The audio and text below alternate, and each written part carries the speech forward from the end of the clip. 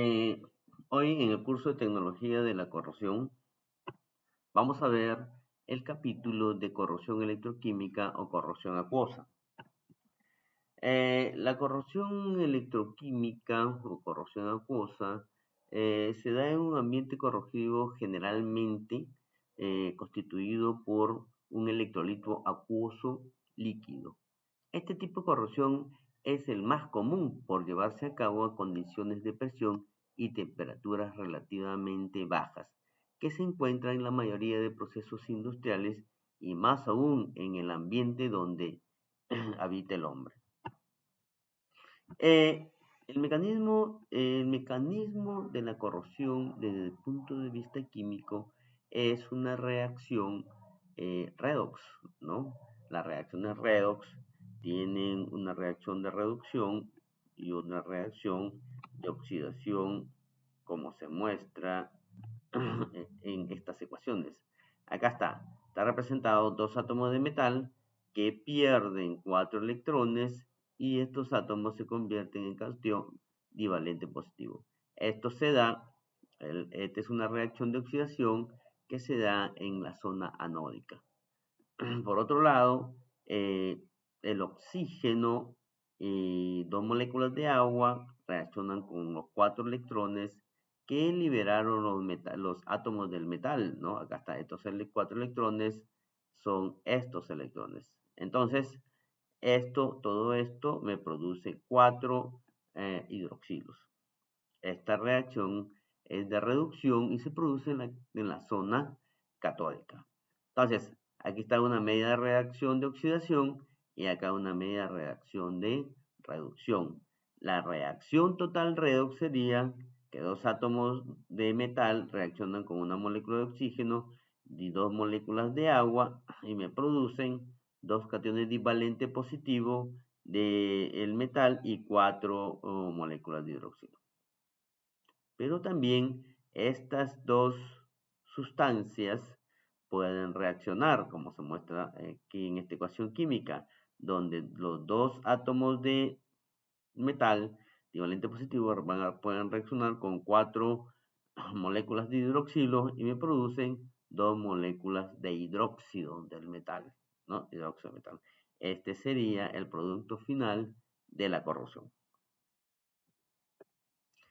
En este esquema podemos explicar el mecanismo de la corrosión electroquímica.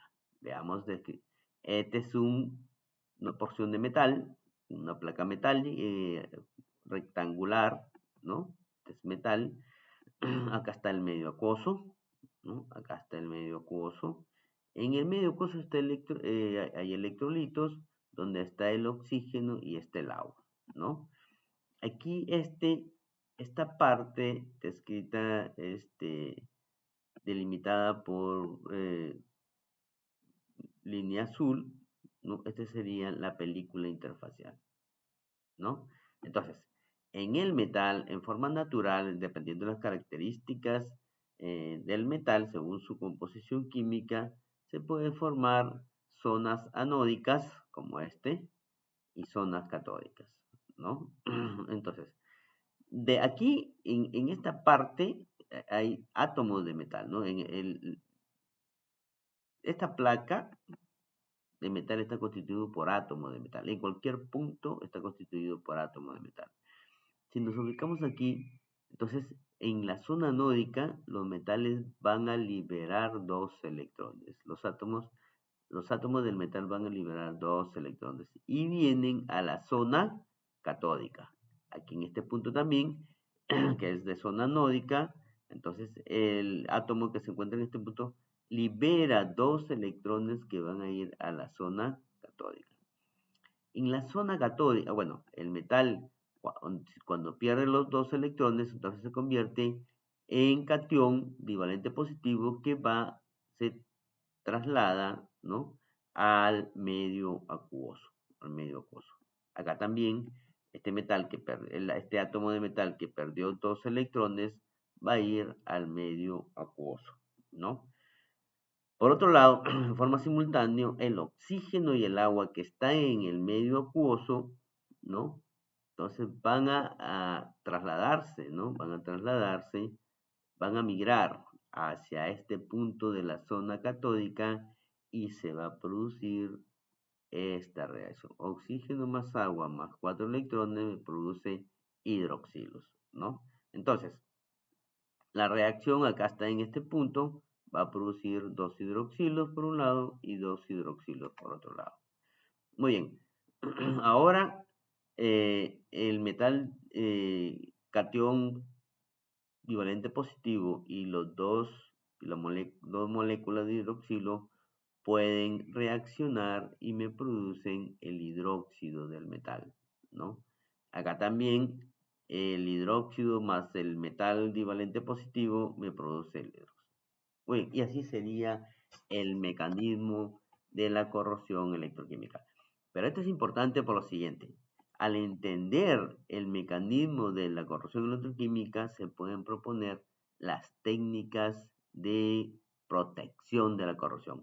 ¿Cómo se podría proteger de la corrosión a este metal, ¿no? A esta placa o esta plancha de metal, que puede ser la parte de un equipo, la parte de un dispositivo, de una estructura metálica? A ver, en primer lugar, podemos poner acá en el metal, en la película interfacial, una barrera de una sustancia que evite que el oxígeno y el agua no entren en contacto con la zona catódica del metal. Al evitar eso, entonces no se va a producir esta reacción. Entonces, ¿qué pasa? El oxígeno y el agua no van a poder reaccionar, ganar los 4 electrones.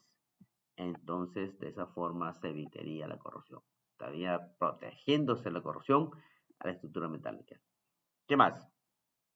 Puede ser que pongamos en contacto otro metal con menos noble, ¿no? O sea, con su potencial estándar de reducción menor a este metal.